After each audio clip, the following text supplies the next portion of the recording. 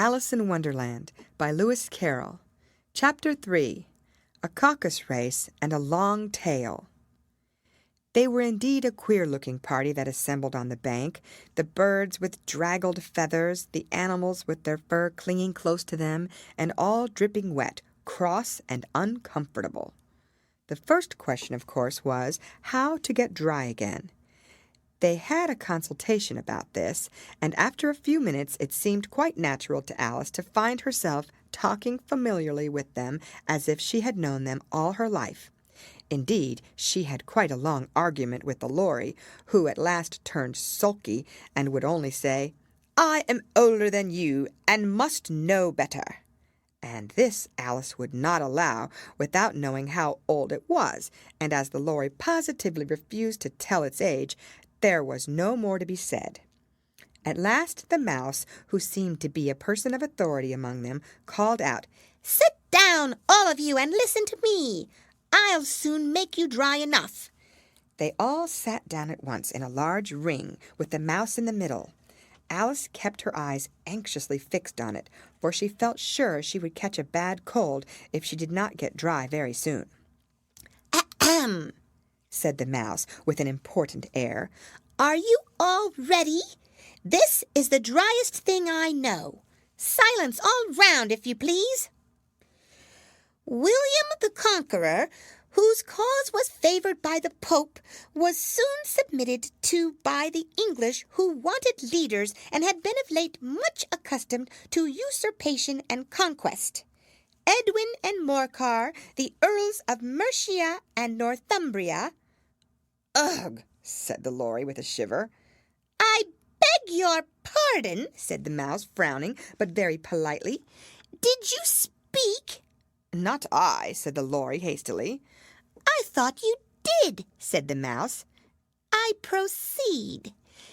Edwin and Morcar, the Earls of Mercia and Northumbria, declared for him, and even Stigand, the patriotic Archbishop of Canterbury, found it advisable." "Found what?" said the Duck. "Found it," the Mouse replied rather crossly. "Of course you know what it means."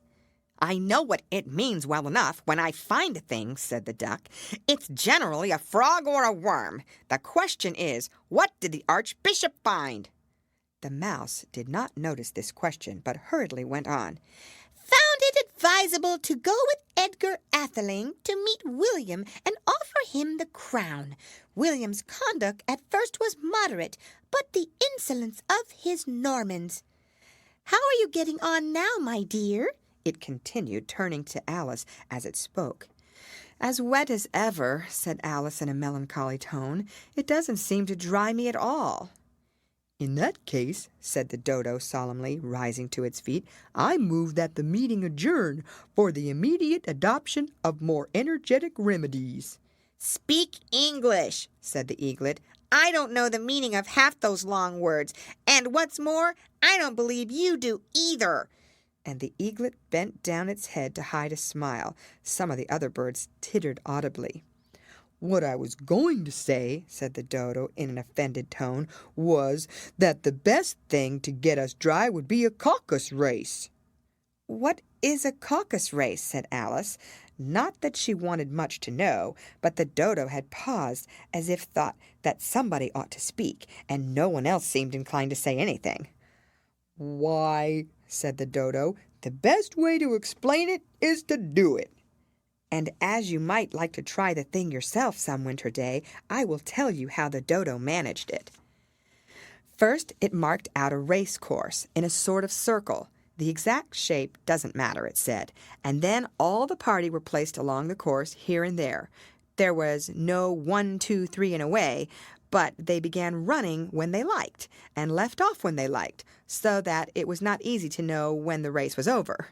However, when they had been running half an hour or so and were quite dry again, the Dodo suddenly called out, "The race is over!"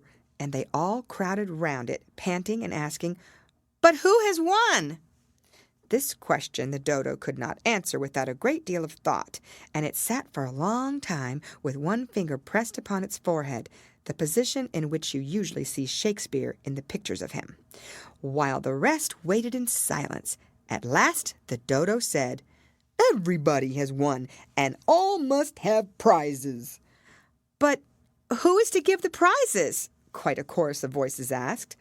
Why, she, of course, said the dodo, pointing to Alice with one finger, And the whole party at once crowded round her, calling out in a confused way, "Prizes! Prizes!" Alice had no idea what to do, and in despair she put her hand in her pocket and pulled out a box of comfits.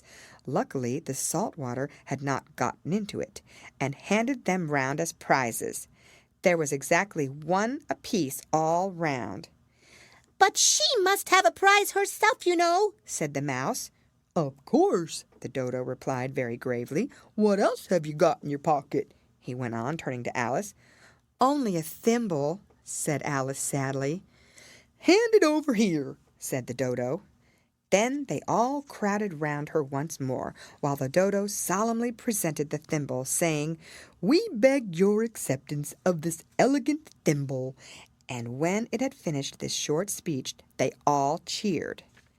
Alice thought the whole thing very absurd, but they all looked so grave that she did not dare to laugh, and as she could not think of anything to say, she simply bowed and took the thimble, looking as solemn as she could. The next thing was to eat the comfits. This caused some noise and confusion, as the large birds complained that they could not taste theirs, and the small ones choked and had to be patted on the back. However, it was over at last, and they sat down again in a ring and begged the mouse to tell them something more. "You promised to tell me your history, you know," said Alice, "and why it is you hate C and D," she added with a whisper, half afraid that it would be offended again. Mine is a long and sad tale, said the mouse, turning to Alice and sighing. "It is a long tale, certainly," said Alice, looking down with wonder at the mouse's tail. "But why do you call it sad?" And she kept on puzzling about it while the mouse was speaking, so that her idea of the tale was something like this. Fury said to a mouse that he met in the house, "Let us both go to law, I will prosecute you." "Come, I'll take no denial, we must have a trial, for really this morning I've nothing to do." Said the mouse to the cur, "Such a trial, dear sir, with no jury or judge, would be wasting our breath." "I'll be judge, I'll be jury," said cunning old Fury. "I'll try the whole cause and condemn you to death." You are not attending, said the mouse to Alice severely. What are you thinking of? "I beg your pardon," said Alice very humbly. "You had got to the fifth bend, I think." I had not, cried the mouse sharply and very angrily. "A knot," said Alice, always ready to make herself useful and looking anxiously about her. "Oh, do let me help to undo it." I shall do nothing of the sort, said the mouse, getting up and walking away. You insult me by talking such nonsense. "I didn't mean it," pleaded poor Alice, "but you're so easily offended, you know." The mouse only growled in reply. "Please come back and finish your story," Alice called after it, and the others all joined in chorus. "Yes, please do." But the mouse only shook its head impatiently and walked a little quicker. "What a pity it wouldn't stay," sighed the lory as soon as it was quite out of sight, and an old crab took the opportunity of saying to her daughter, "Ah, my dear, let this be a lesson to you never to lose your temper. Hold your tongue, Ma," said the young crab a little snappishly. "You're enough to try the patience of an oyster." "I wish I had our Dinah here, I know I do," said Alice aloud, addressing nobody in particular. "She'd soon fetch it back." "And who is Dinah, if I might venture to ask the question?" said the lory. Alice replied eagerly, for she was always ready to talk about her pet. "Dinah's our cat, and she's such a capital one for catching mice, you can't think. And oh, I wish you could see her after the birds. Why, she'll eat a little bird as soon as look at it." This speech caused a remarkable sensation among the party. Some of the birds hurried off at once. one old magpie began wrapping itself up very carefully, remarking, "I really must be getting home. The night air doesn't suit my throat." And a canary called out in a trembling voice to its children, "Come away, my dears. It's high time you were all in bed." On various pretexts, they all moved off, and Alice was soon left alone. "I wish I hadn't mentioned Dinah," she said to herself in a melancholy tone. "Nobody seems to like her down here, and I'm sure she's the best cat in the world.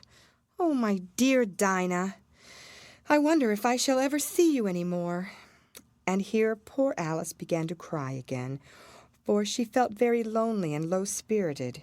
In a little while, however, she again heard a little pattering of footsteps in the distance, and she looked up eagerly, half hoping that the mouse had changed his mind and was coming back to finish his story. End of chapter. Read by Lorraine Montgomery for Lit to Go on the web at fcit.usf.edu.